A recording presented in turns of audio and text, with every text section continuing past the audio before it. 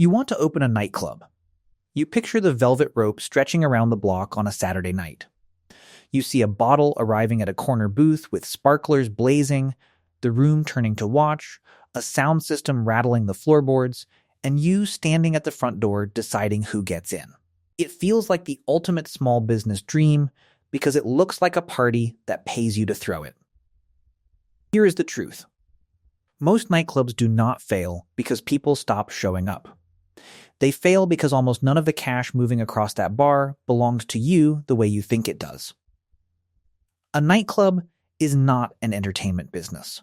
It is an alcohol distribution model wrapped around a massive real estate liability, and if you do not understand that from day one, you are walking straight into a financial meat grinder. Most first-time owners start by designing the room. They buy lighting rigs and book headline DJs before they understand what kind of machine they are actually building. That is the first mistake, because there is no single model for a nightclub, and the model you pick decides every dollar you spend and every dollar you lose. The mega club is built on scale and six-figure DJ fees. Miss your attendance target by 20% on one weekend, and that overhead wipes out a month of profit. The bottle service lounge plays a different game entirely. You stop chasing dance floor density and start selling status to high net worth regulars. The neighborhood lounge survives on locals who show up 3 nights a week expecting the same drink, the same seat, the same bartender. The hybrid restaurant serves $50 steaks until 10, then clears the tables to catch the midnight rush.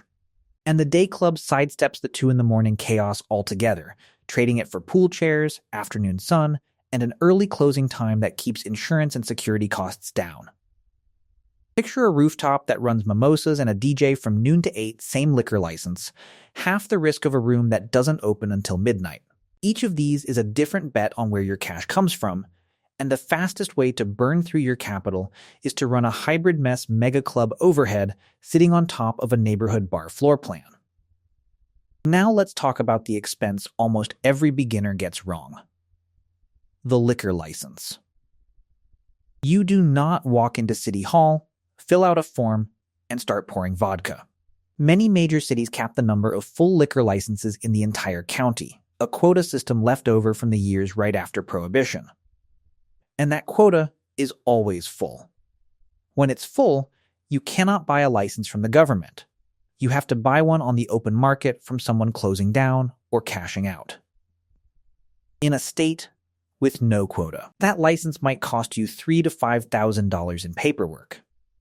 In a market like New York, Los Angeles, or Miami, that same piece of paper can trade for $100,000 to well over $1 million before you've signed a lease, swung a hammer, or bought a single ice bucket. One regulatory line item can turn a $400,000 dream into a $2 million hole, and that's before you've hired a single bartender. Once you have the license, you hit the build-out, and a nightclub build-out looks nothing like building a coffee shop.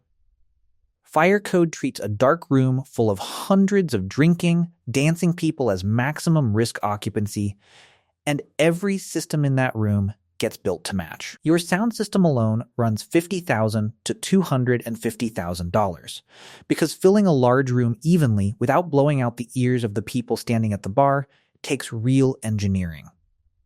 Lighting adds another $30,000 to $150,000. Then comes the cost nobody warns you about: acoustic isolation. If your bass bleeds into the apartment building down the block, the city will shut you down long before your lease is up, and soundproofing a commercial space to that standard easily runs 6 figures on its own. Stack on top of that the life safety system's fire suppression, emergency exits calculated against your occupant load, accessibility compliance, industrial ventilation that can clear hot air and smoke out of a room packed with 500 bodies. At a bar built to fire off 200 drink orders in the first half hour after doors open. Total it up, and you're looking at $750,000 to $3 million in construction, and none of it comes back if the business fails. It's not an asset. It's a highly specialized shell you can't easily turn into anything else. Your location compounds every one of those numbers. Zoning laws push nightlife away from schools, churches, and residential blocks, which shrinks your map down to a handful of legal addresses and drives the price of every one of them up. And once you find a spot, you don't get to set your own capacity. The fire marshal does. That number is a hard ceiling on how much money you can make on any night, no matter how many people are standing outside begging to get in. So what are you actually selling once the doors are open? Not the music. Not even the energy in the room. You're selling alcohol markup. A bottle that costs the venue $25 to $35 wholesale sells through bottle service for $400. $600, sometimes $800. A well drink that costs pennies to pour sells for $14 to $18 at the bar. That spread is the entire business. It's also why losing your liquor license doesn't just hurt you, it kills you outright. A restaurant that loses a health score can pivot to takeout while it fixes the problem. A nightclub without a liquor license is just a very expensive, very dark room with nowhere to store ice. Here's where it gets counterintuitive, and this is the part most people never see coming. Look at a packed club on a Saturday night, and most of the people on that dance floor did not pay to get in. Promoters build guest lists hundreds of names deep and comp entry to a good-looking crowd. Because an empty room kills status, and a dead room kills business. That crowd on the floor isn't your profit center. It's your marketing asset. And those promoters aren't working for free. They take 20 to 30% of the bar spend and table minimums their list generates straight out of your gross revenue. Which means a room can look completely sold out and still be losing money. 400 people on the floor drinking water and writing a free entry list while your promoters skim their cut off the top is a room that's bleeding cash in plain sight. Imagine a club with 300 people packed onto the dance floor and only 2 tables in the back actually spending money. That club goes bankrupt. Now imagine a club with 80 people on the floor and 8 tables fully committed to their minimums. That club prints money. The dance floor sells the dream. The tables pay your lease. If you remember one sentence from this entire video, remember that the dance floor is not the product, it's the bait. And the sooner you build your business around the 6 to 12 tables that actually pay, the sooner you stop mistaking a crowded room for a profitable one. That margin comes with a matching pile of risk sitting right underneath it. Liquor liability insurance is mandatory and expensive. And most states enforce dram shop laws, meaning your business can be held legally responsible if you overserve someone who then causes harm, whether that's a fight inside your walls or a crash 3 miles down the road. One bad incident, one lawsuit, and years of accumulated profit can disappear in a single judgment. Layer liquor liability on top of general liability, assault coverage, and workers' comp, and a mid-sized club can spend $50,000 to $150,000 a year on insurance before it even opens for the week. Then there's labor, which is its own daily grind. You need bartenders who can move fast under pressure without shorting the register. You need one security guard for roughly every 50 patrons to satisfy the police department and keep the room safe. You need barbacks, door staff, coat check, sound engineers, talent buyers, a full crew, every single night running a cash-heavy operation with young, often transient staff. And on top of payroll, industry estimates put employee theft comped drinks for friends, unrecorded cash, sloppy pour ratios at 2 to 5% of total gross revenue.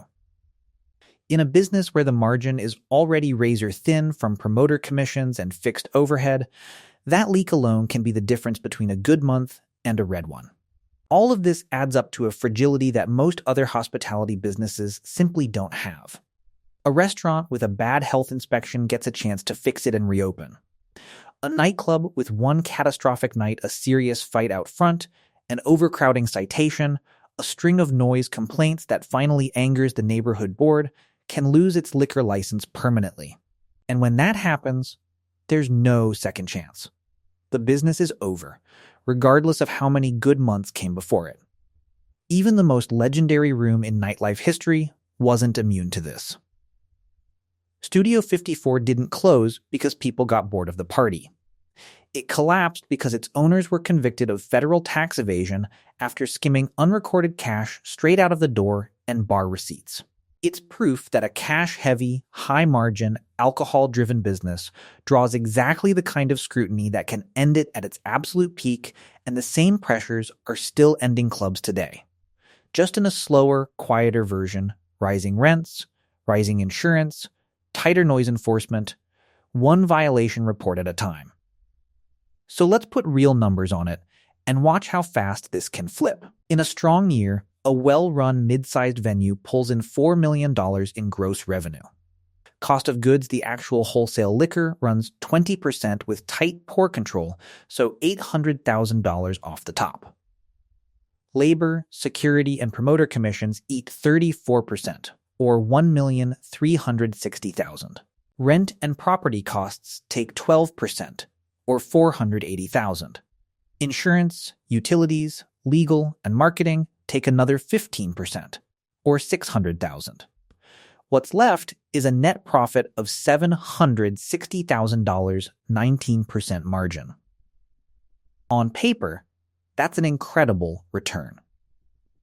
Now watch what happens when just one thing goes wrong. A competitor opens 2 blocks away with a fresher interior and pulls 20% of your weekend walk-ins for 6 months straight. Your best promoter has a falling out with your manager and takes his entire list to that competitor. A nearby incident triggers an industry-wide insurance hike, and your premiums jump 25%. One noise complaint forces a hearing that pushes your closing time back from 2 a.m. to 12:30, cutting off your highest earning window of the night. Your gross revenue drops 25% to $3 million. But your lease, your insurance floor, and your minimum security staffing don't drop with it, they're fixed. Cost of goods falls to $600,000. Labor barely moves, landing at $1 million. Because security requirements don't shrink just because the room is quieter. Rent stays at $480,000. Insurance and utilities stay at $600,000. Your net profit collapses from $760,000 down to $30,000, and every dollar you sank into that build-out. The sound system, the soundproofing.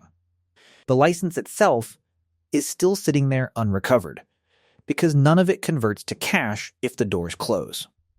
You are now one broken compressor or one slow month away from an actual loss, while a respectable line still forms outside your door every Saturday night.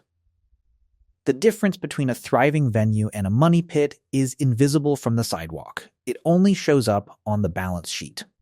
This is exactly why the operators who actually last in this business stop treating the dance floor as the whole business. They turn the same square footage into several businesses stacked on one lease. They sell private buyouts on slow weeknights for flat 5-figure fees with zero promoter risk. They run brunch or day party concepts, monetizing the same room twice in one day. They bring in liquor brand sponsorships that pay to be the featured pour at the bar. They stop thinking like promoters throwing a party and start thinking like operators renting out time inside an adaptable space. So if you've ever wondered why your favorite club closed, even though it always looked packed, this is why. It was never about the music. It was never about the celebrity sightings. And it was never about throwing the wildest party in town. A nightclub is a heavily regulated legal liability sitting on top of a high-margin alcohol business, rented out in 4-hour blocks to a room where half the crowd never paid to be there. The owners who actually build something lasting aren't the ones with the biggest opening night. They're the ones who understood early that the dance floor was never the product. It was only ever the bait.